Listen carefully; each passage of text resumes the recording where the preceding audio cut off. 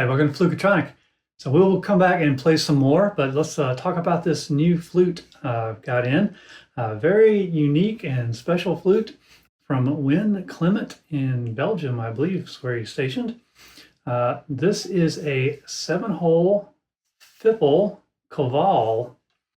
So kind of a Romanian kaval, I believe, design, which are typically end-blown, but this one has a fipple. And as you can hear there, it's just a really interesting sound and a unique tuning about it. So lots to explore here. And this is just had it a few days. So let's kind of go over a few things. So this is probably one of the most unique flutes in my collection at this point. So some things about it, it is hand drilled, so it's not split. It's not entirely straight either, so I'm not sure how he did that, but it's yeah, piece of forest willow is the wood, and you can see most of it has been left intact as far as the bark of this branch. So it is open on the bottom. There's a couple of three, four, no, hard to tell. Four tuning holes at the bottom here, 6 playing holes on the top and 1 in the back. And as I said, it's a fipple, and the fipple is facing the player. And I'll show you in a minute why that particular design feature is there, or I'll try to anyway. So yeah, very cool flute. Now, Winne has a couple different styles. He has this one that's based on a kaval, and then he does one that I believe he calls the Alghosazi, which is a take on southwestern Anasazi, or what we would now call Pueblo tuning. And I thought I'd get my other similar flute out to kind of show you that.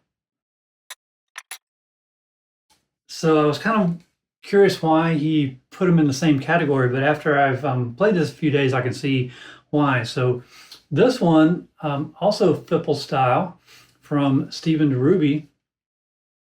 This one is in the Anasazi tuning. You can see it's kind of similar configuration. So 6 playing holes on the top and 1 in the back.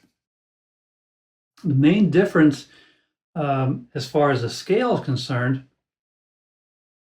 the Anasazi, the bottom hand is really the same. So you get, and these are both in C, by the way. So the bottom hand is really the same. You get C, D, E flat, and E as you play up the scale.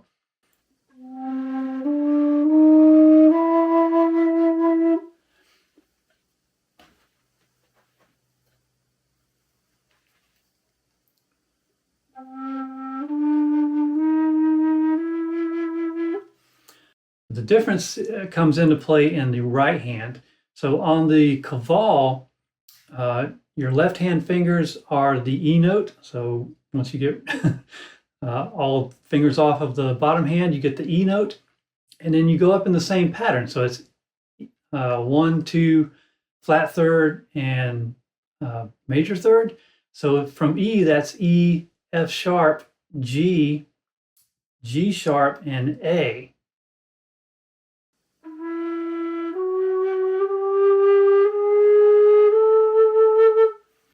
So you get the same relationship with both hands on the kaval. But on the Anasazi, all hand or top hand is still an E, but the notes go like this.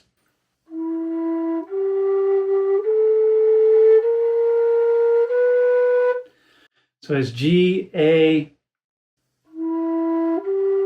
sorry, E, G, A,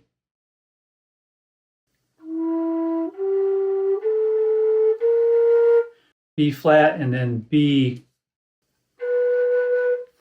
Right, so your notes go from E all the way up to G, A, B flat, and B. So you scale from E to B on the Anasazi, and on the Kaval, you go from E to A. So the difference is on the Alghosazi, you're missing those in-between notes, the F and the F sharp in the middle. You're still missing the F here, but then you're missing the B flat and B note on the top of the scale. So that's kind of the main tuning difference. I've said many times on the channel, there's no such thing as a perfect flute design. Whenever you take away or gain in one area, you take away in another. So that's kind of the trade-off with these designs. You're going to be missing notes somewhere in terms of the chromatic scale, but that allows you to play, different patterns and different scales on the different flutes.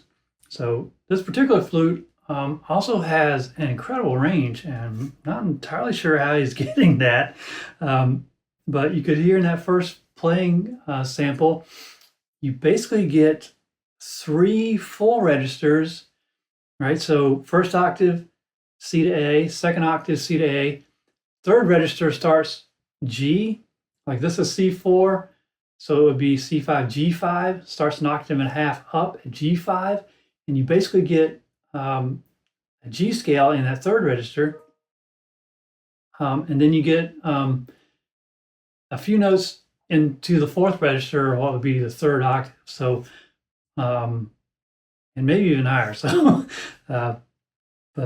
yeah, so you get very usable 3 registers at least, and more are possible.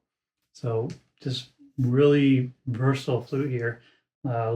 Looking forward to getting to know it better. Now, the other aspect here with the fipple facing the player, why is that?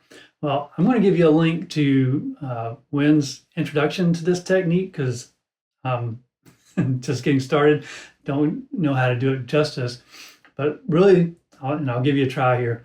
But the point is to get your lower lip a little bit over the windway, just barely over the windway, while you're blowing. And what that gives you is this really raspy, distorted sound.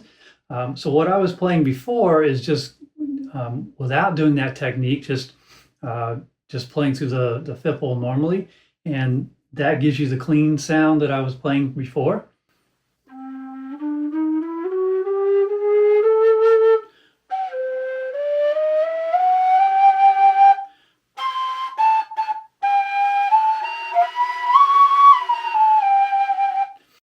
All up and down the range is still pretty clear. But let's try this lip technique and see what that sounds like.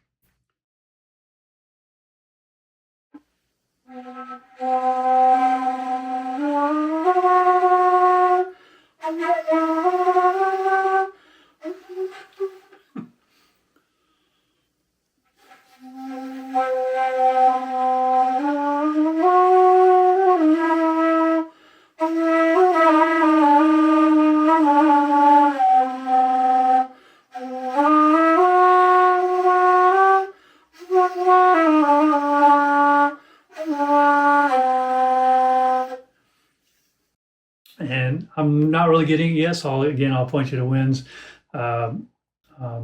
his video to give you a better picture of what that sounds like. But that's a pretty interesting tonal option, and kind of designed into the flute. So pretty cool. Okay, I think that's all for today. So let's just go ahead and do a little more improv on the way out. And we'll come back with some other videos pretty soon. Kind of play this in maybe a drone setting or a little bit more musical setting. But for now, let's just go ahead and give it some improv and see what happens.